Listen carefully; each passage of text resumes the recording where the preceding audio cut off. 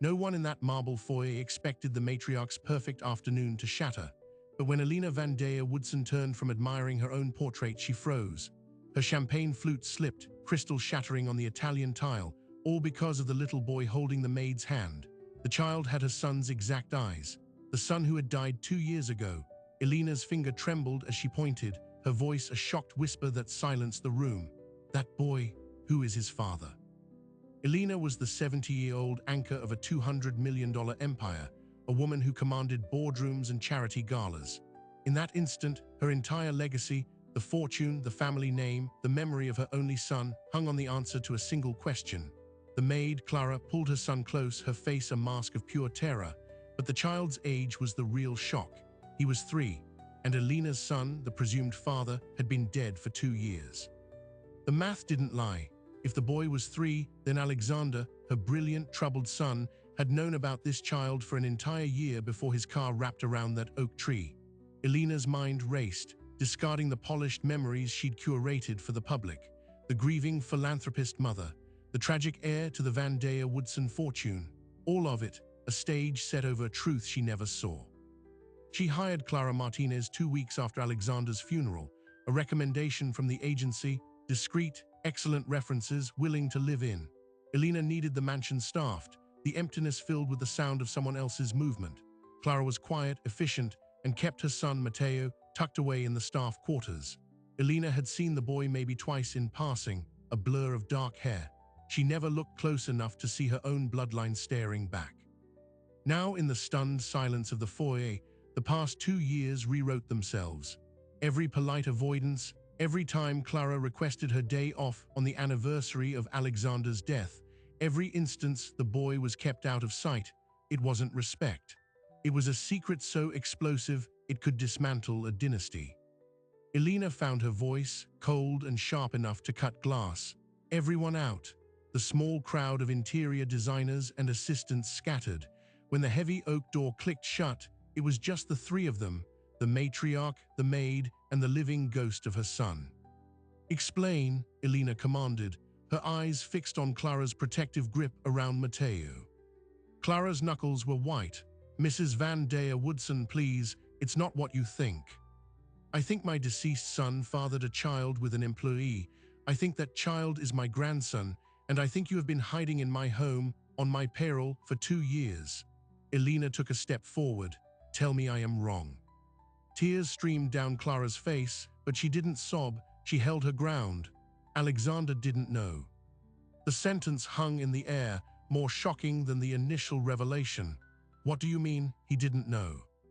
"I found out I was pregnant a month after it ended. He was already engaged to Cassandra Blackwell." The name was a splash of ice water. Cassandra, the hotel heiress, the merger of fortunes that was splashed across every society page, the wedding that never happened because Alexander died 8 months later. "I tried to tell him once," Clara whispered. "He laughed. He said I was a gold-digging liar trying to ruin his future. He had his lawyer send me $5,000 and a non-disclosure agreement." Elena remembered the engagement, remembered Alexander's erratic behavior, the increased drinking, the arguments about money. She'd chalked it up to pre-wedding stress. Now she saw a different man. "So you signed?" Elena asked, her voice dangerously low. "I was 22, alone and cleaning toilets for a living. What choice did I have?" Clara's defiance flickered. "I took the money, I signed the paper, then he died, and I was just the maid with a secret that could get me sued from beyond the grave." Elena's gaze fell to Matteo, who was now hiding his face in his mother's uniform. Her heart, a fortress of propriety for 7 decades, cracked. This wasn't just a scandal, it was a life. Her son's life, living in the shadows of her own home. But sentiment was a luxury her world didn't afford. This revelation was a legal and financial earthquake. The Van Daya Woodson Trust, valued at $230 million, was structured with precision. Alexander, as the sole direct heir, was to inherit control at 35. He died at 32. The contingency plan, a labyrinth of clauses she'd barely glanced at, now mattered more than anything. If Matteo was Alexander's biological son, he was the legitimate heir, not Elena, not the distant cousins already circling. A 3-year-old boy stood to inherit everything. And that's when the first true fear, colder than shame, seized her, because secrets this valuable don't stay buried. If she knew, others would find out. The vultures in her family, the board members eyeing the company, the press that had dissected her son's death, they would rip this child apart to get to the money. "You cannot stay here," Elena said, the decision forming even as she spoke. "It's not safe." Clara's eyes widened in panic. "We have nowhere to go. Please, he's just a little boy." "Precisely, and he is now the most valuable and most vulnerable person in this city." Elena turned and walked to her late husband's mahogany desk. She unlocked a drawer and pulled out a checkbook. Her hand did not shake. "You will take him to the Carlton Hotel. You will check in under the name I give you. You will tell no one, not your mother, not your friends. Do you understand?" Clara could only nod, clutching Matteo tighter. Elena scribbled a figure, tore the check free, and held it out. It was for $50,000. "This is for immediate expenses. A retainer. You are not being paid off. You are being protected. But from this moment on, you do exactly as I say." Clara took the check, her eyes darting from the amount to Elena's unreadable face. Why would you help us?" Elena looked past her, out the grand window to the manicured lawns. "Because Alexander may have been a fool, but that boy is my blood, and this family eats its own." She picked up the desk phone. "Now, go pack one bag. My driver will take you out the service entrance in 10 minutes. As Clara fled the room with Matteo, Elena dialed a number she hadn't called in years. It rang twice before a crisp, familiar voice answered. "Law offices. Julian, it's Elena Vandea Woodson. I have a situation, a paternity situation." She paused, listening to the dead silence on the other end. "I need a discrete DNA test, and I need you to pull the full trust documents, every clause, every contingency." Julian Crane, the family's notoriously ruthless attorney, cleared his throat. "Elena, the implications are catastrophic," she finished, "which is why you will also start digging into my son's final year, every transaction, every phone record, every person he was afraid of. Someone else knew about this child. I can feel it." She hung up and stood alone in the silent, opulent tomb of a house. The portrait of Alexander, painted in his arrogant prime, smiled down at her. For the first time, she didn't see her lost boy. She saw the architect of a coming war. And as the grandfather clock in the hall chimed the hour, she knew the first shot had already been fired. Because while she was on the phone, she'd seen a black sedan she didn't recognize parked across the street. And just as her car pulled around back for Clara, its driver lifted a camera with a long lens, pointing directly at her front door. The DNA test took 72 hours. In that time, the black sedan never left. Elena watched from behind curtained windows as the same man with the same camera documented every arrival and departure at her estate. She called Julian Crane, her voice a controlled whisper.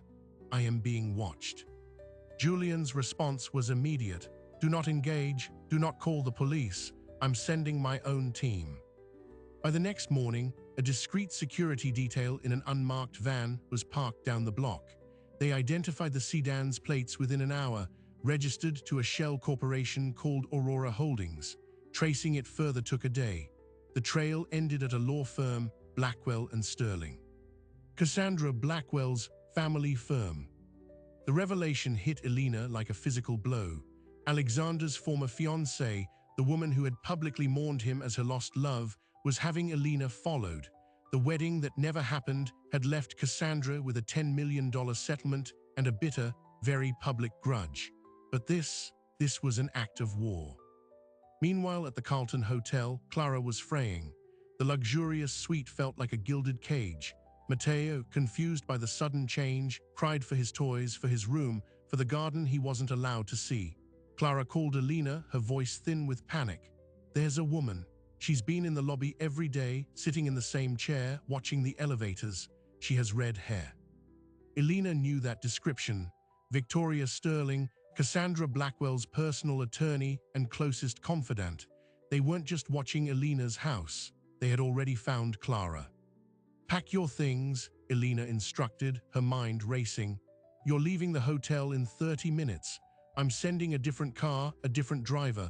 You're going to a safe house."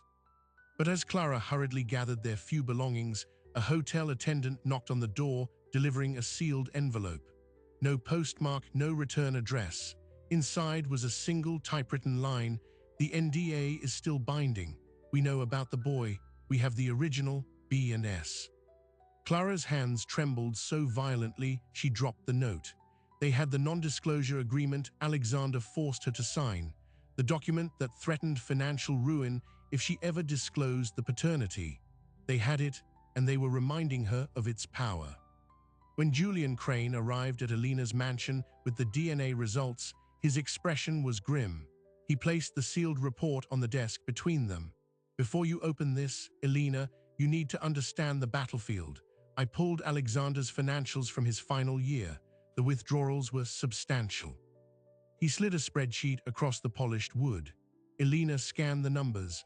Monthly transfers of $25,000 starting 9 months before his death, all to an account in the Cayman Islands. The last transfer was dated 3 days before his accident. "What is this?" she asked, though a cold dread was already forming in her stomach. "A trust fund," Julian said quietly, "set up for a minor child. The beneficiary is listed as Mateo M., contingent on paternity verification." Alexander knew. The room seemed to tilt. All of Clara's story, that Alexander didn't know, that he had rejected and paid her off, shattered in an instant. He had known. He had been providing for the child in secret, and he had hidden it from everyone, especially from his mother and his fiancée. "Why?" Elena breathed, the word barely audible. "Because Cassandra Blackwell comes from old money with a reputation for cleanliness. A secret love child with a maid would have been a scandal that sunk the merger. But more than that," Julian leaned forward, his glasses glinting, "I think he was afraid of her, of them. The Blackwells have a history of making problems disappear. I think he set up that trust to protect the boy from a future he saw coming." Elena's fingers found the edge of the DNA report. She broke the seal. The summary page was clinical, a table of genetic markers. Probability of paternity, 99.99%. Mateo Martinez was the biological son of Alexander Van Daya Woodson. In that moment, the abstract became terrifyingly concrete. This child was her grandson, and he was the legal heir to a fortune that powerful, dangerous people were already circling. "The trust documents," she said, her voice regaining its steel. "What do they say?" Julian opened his briefcase. "The Van Daya Woodson family trust stipulates that upon the death of the primary heir Alexander without a spouse, the estate passes to his lawful issue, that's Mateo. But there's a provision, a worthiness clause. The inheritance can be challenged by the Board of Trustees if the heir is deemed a threat to the stability or reputation of the estate. It's vague, and it's exactly the kind of clause Cassandra's lawyers will use." "The board is filled with my husband's old friends," Elena said, a flicker of hope igniting. "Half of them are dead," Julian corrected bluntly. "Their seats were bought out by venture capital firms. The chairman now is Robert Vance. He was Alexander's business rival. He stood to gain control of several key family holdings if the heirless estate dissolved. Mateo is a direct threat to his plans." The pieces of the siege were now fully visible. Cassandra Blackwell, motivated by spite and a desire to reclaim what she saw as hers.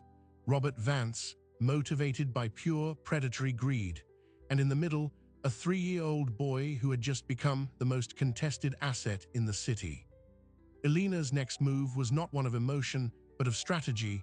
She called Clara at the new safe house. "The DNA test is positive. Mateo is my grandson, and we are all in grave danger." On the other line, Clara was silent for a long moment. Then, a sound Elena didn't expect, a soft, relieved sob. "He looks so much like him," Clara whispered. "I just wanted someone to see it." "They've seen it," Elena said, "and now we have to be smarter than them. I am petitioning the court for immediate, temporary guardianship. It will give me the legal standing to protect Mateo, but I need your consent." Clara hesitated. "You want to take my son?" "No," Elena said, and for the first time, her voice held a note of raw honesty. I want to keep your son alive. The people watching us don't want money, Clara. They want him to not exist. A legal guardian with my resources is the only shield we have." After a tense pause, Clara agreed. The following day, Julian filed the emergency petition. It was a calculated risk, making their move in the open.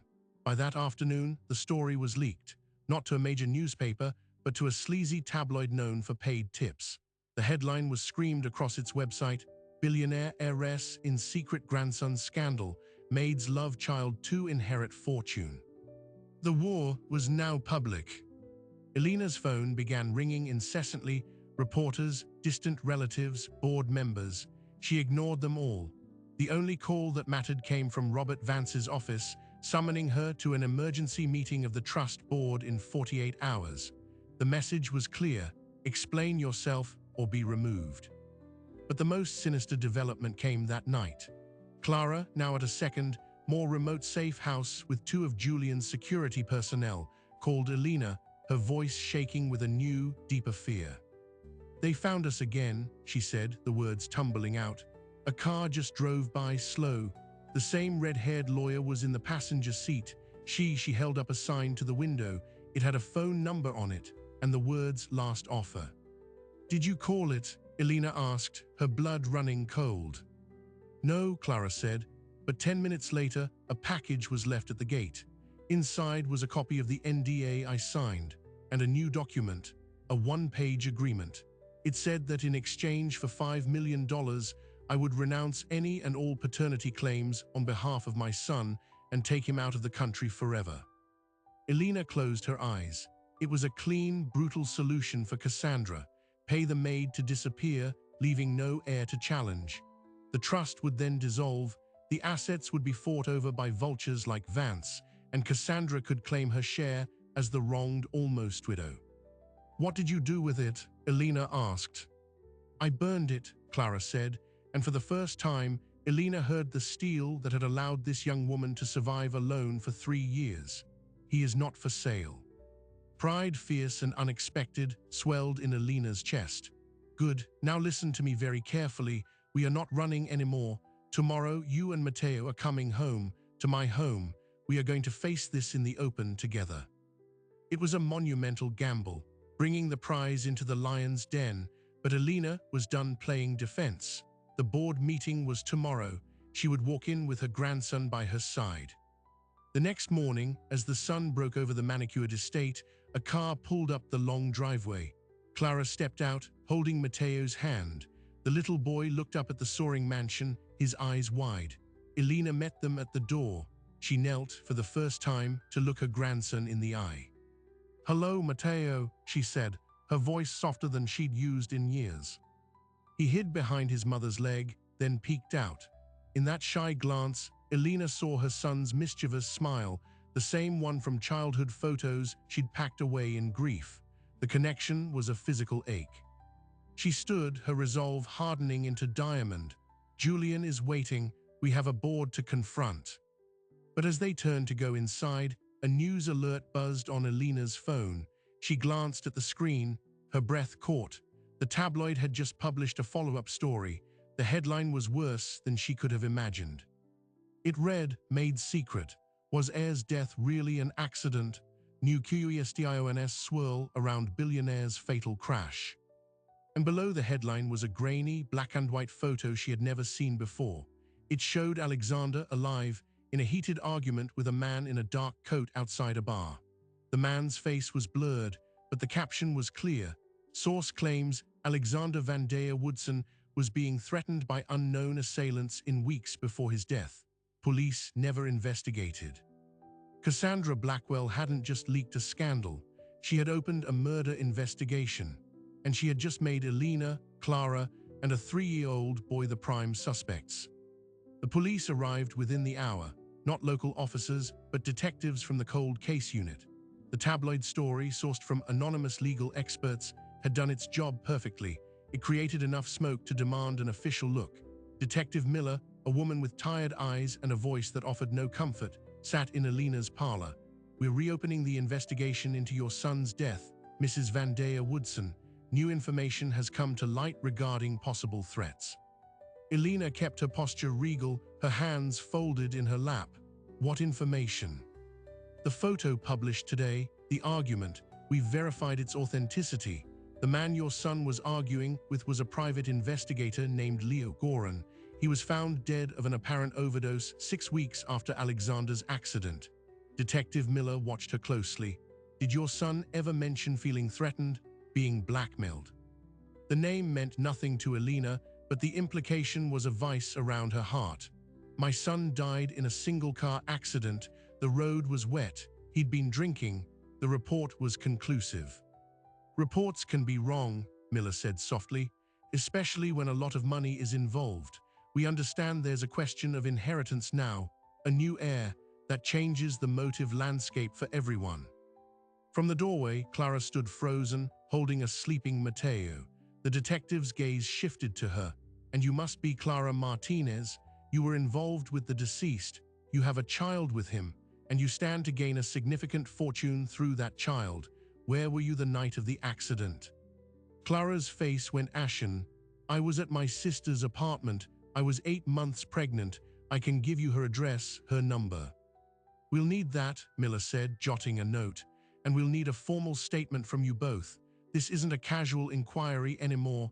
A man is dead. A fortune is in play. We follow the evidence. After the detectives left, the mansion felt like a crime scene. Julian Crane arrived, his briefcase full of new, worse news. Cassandra's lawyers have filed a motion with the probate court. They're citing the worthiness clause. They're arguing that the presence of a murder investigation creates an unstable environment, and that placing the estate in the hands of a child connected to such a scandal is a threat to its value. They're requesting the court appoint a neutral third-party executor. Specifically, they've nominated Robert Vance. Elena saw the trap snap shut. Cassandra and Vance were now working together.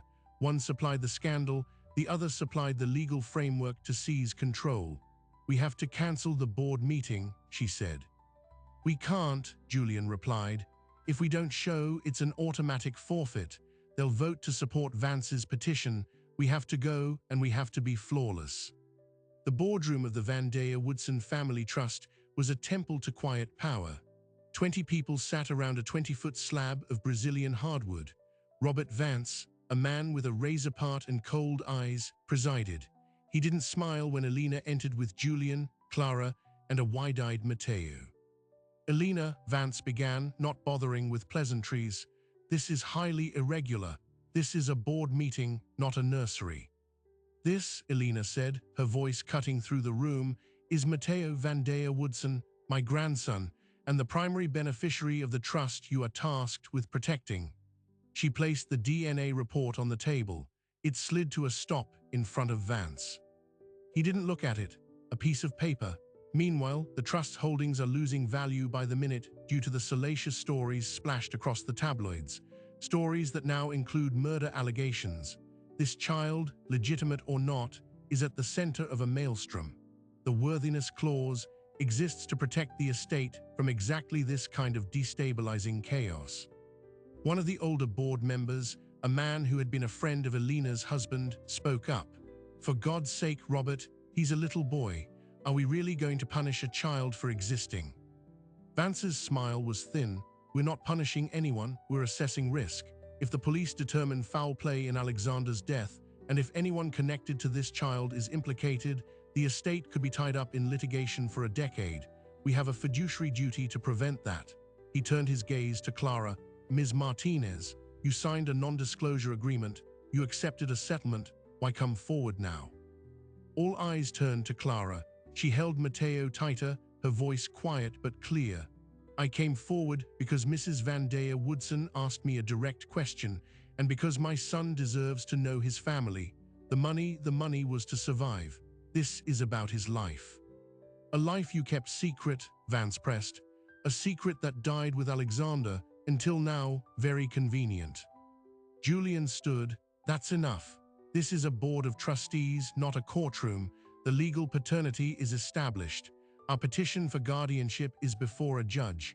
Your personal insinuations are irrelevant and out of order.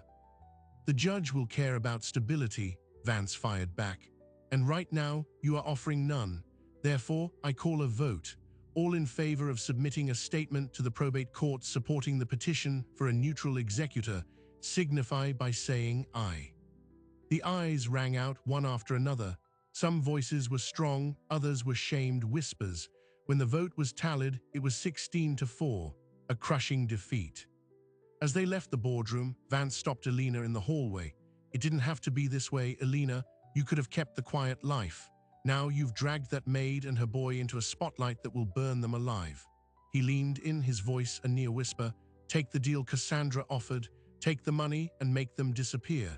It's the only way any of you get out of this with a whole skin. Back at the mansion, defeat hung in the air. Clara put Mateo down for a nap, then broke down in the kitchen, silent tears streaming down her face. He's right, she choked out. I'm going to get him taken away. I'm going to lose him to all of this. No, Elena said, but the word lacked its usual conviction. The board's vote was a massive blow. The police investigation was a looming nightmare. They were losing on every front. That's when Julian's phone buzzed. He listened, his expression shifting from despair to intense focus. He hung up and looked at the two women. We have a break, not a good one, a terrible one. My contact in the coroner's office just called. When they reopened Alexander's file, they reran the toxicology. The original report listed a blood alcohol level of 0.08, just at the legal limit. Elena nodded. We knew that. The new test, Julian said slowly, used more advanced screening. They found something else, traces of a drug called scopolamine. It's sometimes called the devil's breath. It's a potent amnesiac and sedative. In low doses, it causes confusion, disorientation, and impaired judgment. The room went utterly silent. Are you saying my son was drugged? Elena whispered, the horror dawning. I'm saying someone had the means and opportunity to make sure Alexander Van Daya Woodson got behind the wheel of a car when he was not in control of his faculties, Julian said. This changes everything. The police now have a probable homicide, and we have a new, terrifying question. If someone killed Alexander to stop him from acknowledging his son, what will they do to the son who now exists? The threat was no longer about money or reputation. It was existential. Clara sank into a chair, her hand over her mouth. Mateo was no longer just an heir. He was a witness to a crime that hadn't happened yet. He was living proof that could send a killer to prison. Elena's phone rang, startling them all.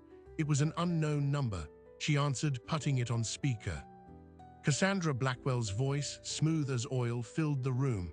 Elena, I imagine you've had quite a day. The board vote must have been disappointing. And now, this ugly business with the police. It's all so messy. What do you want, Cassandra? Elena's voice was ice. I want you to see reason. My offer to the maid still stands. 5 million, she and the boy vanish. The paternity claim goes away. The scandal fades. The police lose their most obvious motive. Everyone moves on.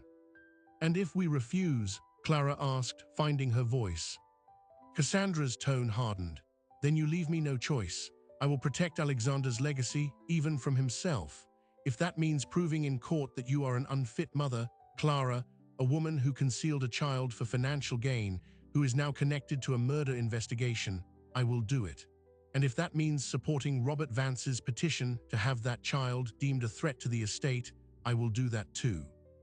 You will be buried in legal battles until you have nothing left, not even your son. This is your last chance. The offer expires at midnight. The line went dead. The three of them sat in the gathering darkness. The safe walls of the mansion felt paper-thin.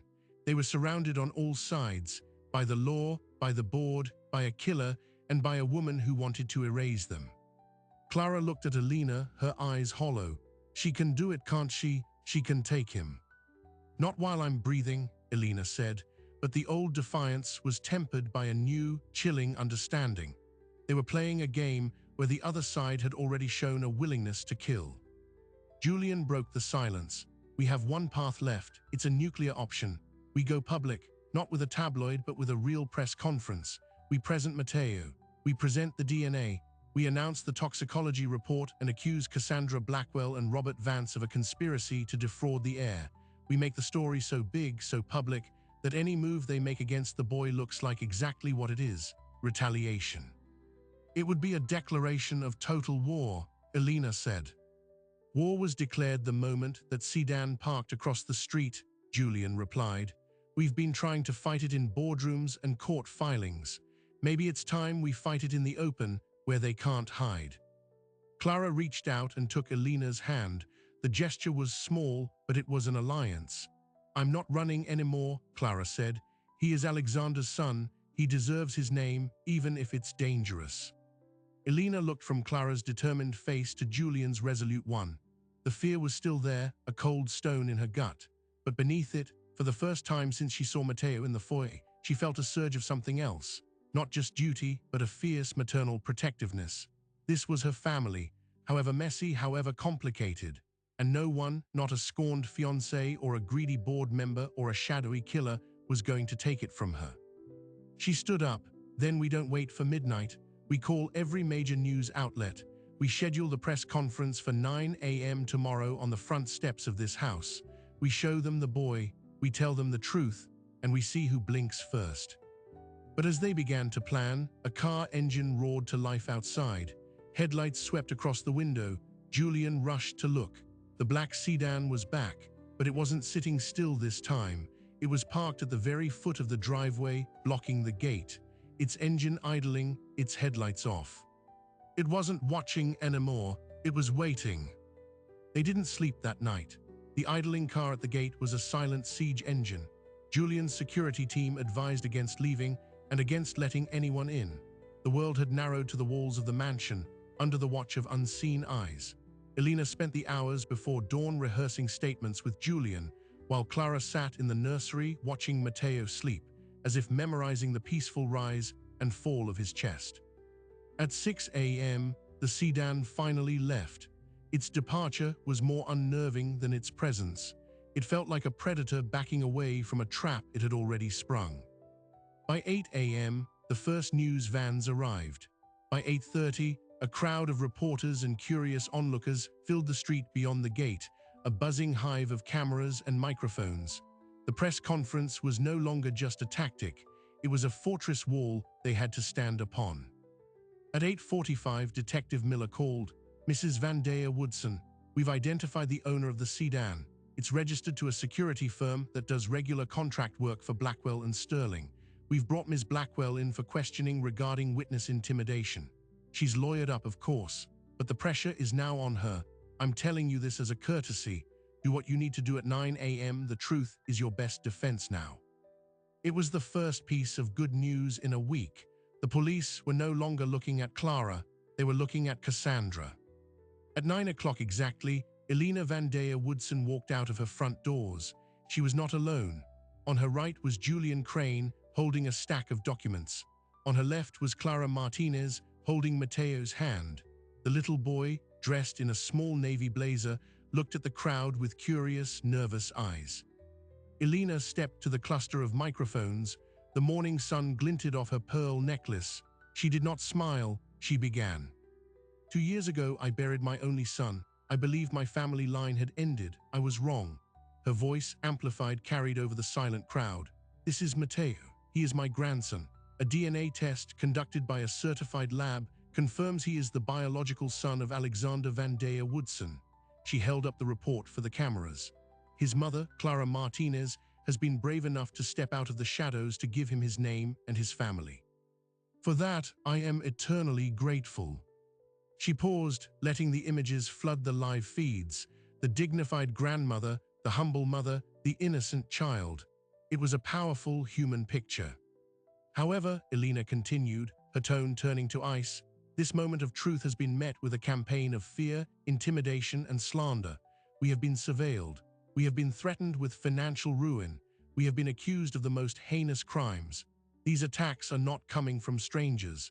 They are coming from those who stood to gain from my son's death and from my grandson's silence. She named them Cassandra Blackwell, Robert Vance. These individuals have conspired to fraudulently seize control of a trust meant for this child. Furthermore, new toxicology evidence confirms my son was likely drugged before his fatal accident. The police are now investigating his death as a potential homicide. A gasp rippled through the crowd. The story had just exploded from a family scandal into a murder plot. "I am here today," Elena said, her gaze steady on the lenses, "to make two promises. First, I will use every resource at my disposal to protect my family and bring anyone involved in harming my son to justice. Second, the Vandea Woodson legacy will not be stolen. It will be inherited by him." She placed a gentle hand on Matteo's shoulder. The questions erupted in a shouted cascade. Elena pointed to one reporter. "Mrs. Vandea Woodson, will you seek formal custody? Clara and I are filing a joint petition for shared guardianship today. This child has two mothers who love him. That is his strength." Another reporter shouted, "What's your response to the board's vote against you?" The board voted under a cloud of misinformation and fear. "We are confident the court will see their petition for what it is, a hostile takeover attempt now linked to a criminal investigation." The press conference lasted 20 minutes. It was a masterclass in turning weakness into strength. By reframing the entire narrative from scandal to survival, Elena had stolen the momentum. The fallout was immediate and seismic. By noon, the district attorney's office announced it was opening an investigation into potential obstruction of justice and witness intimidation by Cassandra Blackwell and Robert Vance. The probate judge, inundated with the press coverage, issued a temporary injunction freezing all actions related to the Vandea Woodson Trust until the criminal and guardianship matters were resolved. That afternoon, Robert Vance resigned from the Board of Trustees. His statement cited a desire to avoid further distraction. It was a retreat, pure and simple. But the real closure came 2 days later. Detective Miller returned to the mansion, this time with a partner and a satisfied look. "We've made an arrest in your son's death." It was Cassandra Blackwell. Elena's heart stalled. "Who?" "Leo Goran's business partner, the man in the blurred photo. His name is Silas Morrow. He was the private investigator Alexander hired to look into Cassandra's family finances before the wedding. Alexander suspected they were laundering money. He found proof.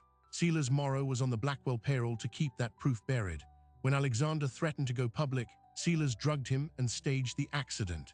He killed his own partner, Leo Goran, when he got suspicious. We found the scopolamine in his home. He's confessed to everything, and he's implicating Cassandra Blackwell in the cover-up. The killer was a hired hand. The mastermind, while not directly ordering murder, had created the conditions for it. Cassandra was arrested that evening on charges of conspiracy, fraud, and obstruction. With the criminal case resolved, the path was clear. The family court hearing for guardianship was a quiet affair. Clara and Elena stood together before the judge. The arguments from Vance's lawyers about instability crumbled without the shadow of the murder investigation. The judge, a stern woman with kind eyes, looked at Matteo playing with blocks in the corner of the courtroom with a court-appointed advocate. "It seems to me," the judge said, "that this child who has known nothing but secrecy now has two women willing to stand in the light for him. That is not instability, that is a foundation." She granted their petition for shared legal guardianship.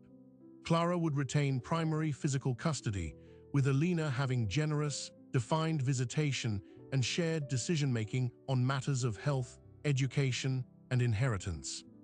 The final, surprising detail emerged a week later as they were sorting through Alexander's belongings in a storage unit. In a locked box, Clara found a sealed envelope with her name on it. Inside was a letter, dated 1 month before his death. "Clara, if you're reading this, I'm gone, and I'm sorry. The money in the trust is for Matteo. It's all I can give him. I was a coward. I let them scare me into signing that NDA, into pushing you away. I thought I was protecting you from them. I was wrong. I was protecting myself from the mess. Tell him about me someday. Tell him I saw him once from my car when you were pushing his stroller in the park. He was laughing. He has your laugh. It was the best sound I'd ever heard." Well, Alex. He had seen his son, he had loved him, and in his own tragic, flawed way, he had tried to provide. Clara wept when she read it, but they were tears of relief, not just grief. The ghost was finally laid to rest. Months later, the new normal began to take shape. Matteo split his time between Clara's cozy, sun-filled apartment and Alina's mansion, where he had a dedicated nursery and a treehouse in the garden. The worthiness challenge to the trust was formally dismissed. On his 18th birthday, Matteo would inherit control. Elina didn't just rebuild a family, she rebuilt her purpose. She used her seat on the trust board, which she reclaimed after Vance's departure, to establish a new foundation in Alexander's name, focused on supporting single mothers and early childhood education. Clara sat on its board, her perspective invaluable. One afternoon, Elina watched from the terrace as Clara pushed Matteo on a swing. His laughter, bright and unburdened, floated across the lawn. The same laugh Alexander had written about. Julian approached, holding a final piece of paperwork. "It's done," he said. "Cassandra took a plea deal, 5 years for conspiracy and fraud. She'll serve maybe 2. Vance is facing civil suits from the other board members. He's finished in this town." Elina nodded, her eyes still on her grandson. "Good." "You won," Julian said, a note of awe in his voice. Elina finally looked at him, a weary but genuine smile touching her lips. "No, Julian, we survived, and we chose each other. That's different." She walked down the steps into the garden. Matteo spotted her and ran, tumbling into her legs with a happy shout. "Grandma, watch me go high." She steadied the swing, her hand a gentle pressure on his small back. "I'm watching," she said softly. "I'm always watching." The legacy was no longer a fortune in a bank. It was a child on a swing, a mother who refused to be silenced, a grandmother who learned to love more fiercely than she ever ruled. The secret that exploded in the marble foyer didn't destroy the family. It forced a broken one to finally become whole. So what does this story of a grandmother, a maid, and a secret grandson reveal? It's more than a dramatic paternity twist. It's a map of how truth, once buried, always finds a way to the surface, reshaping everything in its path. We live in an age where secrets are becoming obsolete. With over 100 million people expected to take DNA tests in the coming years, the old walls of privacy are crumbling. A single saliva sample can rewrite a family's history, connecting long-lost relatives and exposing hidden chapters, like the 3% of test takers who discover a parent isn't biologically theirs. These aren't just data points. They are human lives, suddenly forced to confront a new reality. Elina and Clara's battle wasn't just about money or social standing. It was about the fundamental human need to belong, to be acknowledged, and to protect our own. Elina had to choose between the pristine legacy she'd curated and the messy, beautiful truth of a living grandson. Clara had to choose between the safety of silence and the terrifying risk of claiming what was rightfully her son's. In the collision of their worlds, they found an unexpected alliance, a new kind of family forged not just by blood, but by fierce, chosen loyalty. Think about the layers of deception that had to exist for this secret to survive. A son hiding his child out of fear, a powerful fiancé willing to destroy lives to maintain an illusion, a boardroom eager to exploit chaos for profit. This is the anatomy of a family secret. It's never one lie. It's an ecosystem of silence where everyone becomes complicit in maintaining the fiction until the weight of the truth becomes too heavy to bear. The real resolution here wasn't a legal victory or a villain in handcuffs. It was a shift in perspective. Elina learned that legacy isn't a vault to be guarded, but a story to be lived and expanded. Clara learned that her voice and her love for her son were the most powerful assets she possessed. And a little boy named Matteo learned he had a family, a complicated, protective, and whole family. This story echoes in millions of living rooms today, as DNA kits deliver unexpected results, as old letters are found, as whispered rumors are confirmed. Ordinary people are facing their own extraordinary reckonings. The question isn't whether we have secrets. The question is what we do when they finally see the light. Do we double down on the lie, building higher walls? Or do we have the courage, like Elina stepping onto her porch, to face the crowd and speak the complicated, liberating truth? Family is the first story we are ever told about ourselves. When that story changes, it can feel like the world is ending, but sometimes it's just beginning. The broken pieces of the old narrative can be gathered and assembled into something stronger, more honest, and more real. So I want to ask you, Has a revelation ever reshaped your understanding of your own family? Have you discovered a connection that changed everything, or faced a truth that demanded you choose between comfort and authenticity? Share your story in the comments below. Let's talk about the moments that redefine us. If this journey into the heart of a family secret resonated with you, subscribe. Because every family has a story, and the most powerful ones are waiting to be told.